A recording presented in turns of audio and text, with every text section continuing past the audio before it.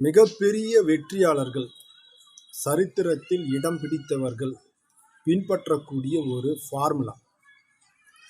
அந்த ஃபார்முலா என்ன அப்படின்னு பார்த்தீங்கன்னா, மிகப்பெரிய வெற்றியாளர்கள், சாதனையாளர்கள் கூறக்கூடிய ஒரு ரகசியம் என்னன்னு சொல்லலாம். அது என்னன்னு பார்த்தீங்கன்னா, எண்ணங்களை மேம்படுத்துங்கள். எண்ணங்களுக்கு சக்தி அதிகமாக இருக்கிறது. உங்கள் எண்ணங்கள் எப்படி இருக்கிறதோ அந்த மாதிரி தான் உங்களுடைய வாழ்க்கையானதும் இருக்கும் அப்படின்னு சொல்றாங்க. ஒருத்தர் அழகா சொல்வார், நீங்கள் என்னவாக நினைக்கிறீர்களோ அதுவாகவே மாறுவீர்கள்.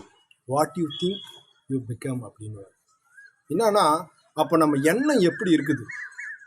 நம்ம உயர்ந்தவனாகவோ இல்லைன்னா நம்ம சராசரி வாழ்க்கையில் இருக்கணுமா, அதை விட கீழ்மட்டத்தில் இருக்கணுமா என்பதை எது முடிவு செய்து நாம் நினைக்கிறோன்னா, நம்மளுடைய வேலையோ நம்மளுடைய படிப்போ முடிவு செய்துன்னு நிறைய பேர் சாமானிய மக்கள் நினைக்கக்கூடிய ஒரு மிகப்பெரிய ஒரு தவறுன்னு தான் நான் சொல்லுவேன். ஏன்னா அவர்களெல்லாம் பாருங்க, ஒரு கூலி தொழிலாளியாக மட்டும்தான் தன் வாழ்க்கையை நகர்த்துவார். ஒரு ஆவரேஜ் மிடில் கிளாஸ்ன்னு சொல்கிறாங்க இல்லைங்களா, அவங்களும் பார்த்தீங்கன்னா கடனுடன் பட்டு எல்லாத்தையுமே அவர்களுடைய வாழ்க்கையே ஆவரேஜில் தான் எடுத்துன்னு போவாங்க.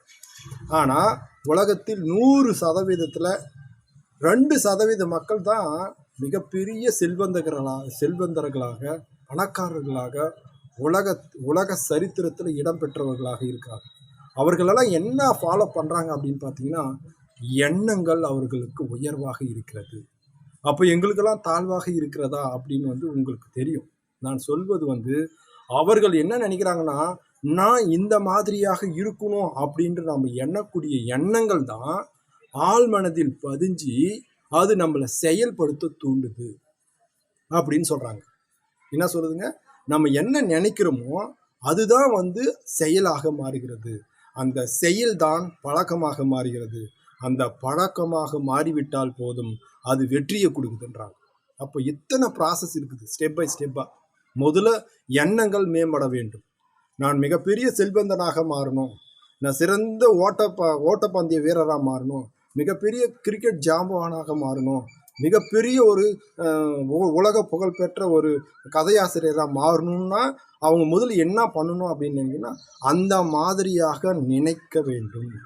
அந்த எண்ணம் தான் அவர்களை செயல்பட தூண்டும்.